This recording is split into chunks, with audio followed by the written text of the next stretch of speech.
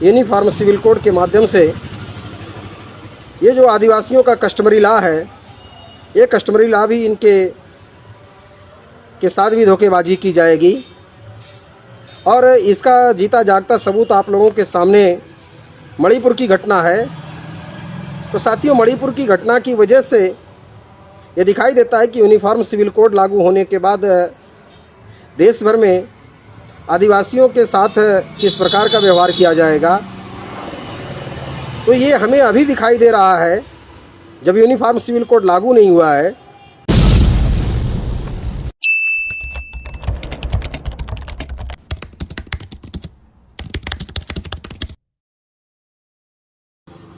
साथियों,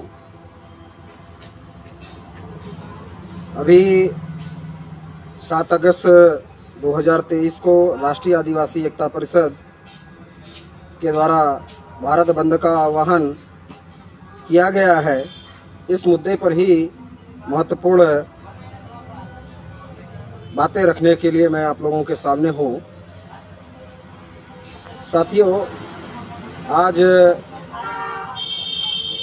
लगभग 2 महीने से ज़्यादा समय हो गए हैं और पूर्वोत्तर राज्य मणिपुर में जिस प्रकार की घटना और जिस प्रकार से मणिपुर जल रहा है, इसे लेकर और साथ ही साथ साथियों यूनिफॉर्म सिविल कोड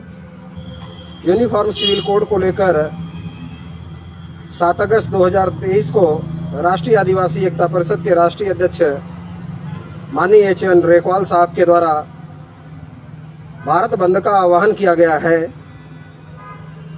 ये भारत बंद का आह्वान साथियों, क्योंकि आज भारत सरकार के द्वारा यूनिफॉर्म सिविल कोड की बात की जा रही है। साथियों, इस यूनिफॉर्म सिविल कोड के क्या दुष्परिणाम होंगे भविष्य में, ये दुष्परिणाम साथियों भारत के मूल निवासी बहुजन समाज के ऊपर पड़ने वाला है। इस बात का ध्यान रखते हुए मूल निवासी बहुजन समाज के सभी लोगों को इसमें विरोध दर्ज कराना होगा और राष्ट्रीय आदिवासी एकता परिषद के द्वारा जो आंदोलन घोषित किया गया है, उस आंदोलन में सक्रिय सहभागिता करनी होगी। साथियों, अभी 27 जुलाई 2023 को राष्ट्रीय आदिवासी एकता परिषद के द्वारा देश भर के सभी जिला मुख्यालय और तहसील मुख्यालयों पर रैली प्रदर्शन किया जाएगा और साथ ही साथ 7 अगस्त 2023 को भारत बंद का आह्वान किया गया है। साथियों, भारत बंद का आह्वान इस मुद्दे पर क्यों कर रहे हैं? तो भारत बंद का आह्वान साथियों, क्योंकि यूनिफॉर्म सिविल कोड यह संविधान के लिए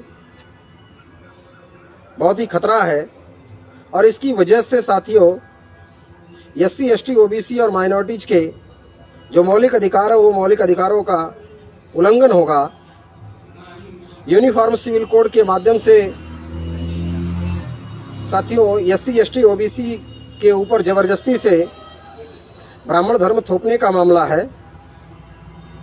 तो ये ब्राह्मण धर्म थोपने के लिए एससी, एसटी, ओबीसी के लोगों को बरगलाने के तौर पर ये समाज में कुछ और मीडिया में कुछ और बातें कह रहे हैं, लेकिन इनके चरित्र से समझ में आता है कि यूनिफॉर्म सिविल कोड के माध्यम से ये जो आदिवासियों का कस्टमरी लॉ है, ये कस्टमरी लॉ भी इनके साथ भी धोखेबाजी की जाएगी।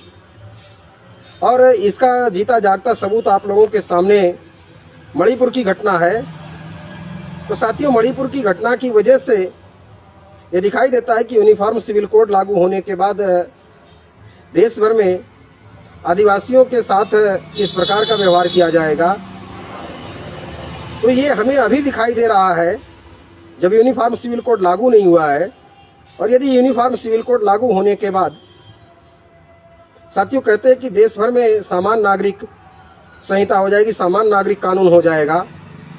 तो साथियों, जो सामान्य नागरिक कानून की बात कर रहे हैं, तो संविधान में जो एससी के, एसटी के पास में, आदिवासियों के पास में जो उन्हें विशेषाधिकार है, उनका विशेषाधिकार खतरे में आएगा। इस बात को ध्यान में रखते हुए और साथ साथ साथियों, ये खासतौर पर ओबीसी के लिए भी बहुत बड़ा खतरा है। ये ओबीसी के साथियों को हमारे समझने की बहुत ज़्यादा ज़रूरत है कि आने वाले समय में यदि यूनिफॉर्म सिविल कोड लागू होता है तो ओबीसी के लोगों को भी कल की तारीख में कोर्ट में जाकर ब्राह्मण ये बात कह सकते हैं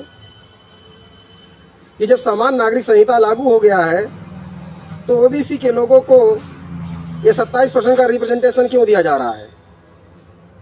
तो साथियों, ये आपके जो संविधान की आर्टिकल 15(4), 16(4) का मौलिक अधिकार है, उसके ऊपर भी खतरा है।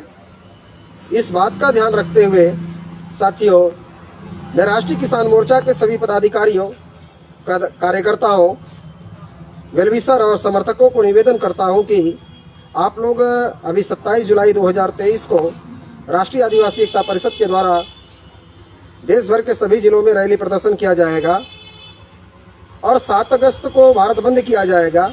इसमें आप लोग पूरी ताकत के साथ, पूरी सक्रियता के साथ सहभाग करेंगे, ऐसा मैं आप लोगों को निवेदन करता हूं। धन्यवाद साथियों।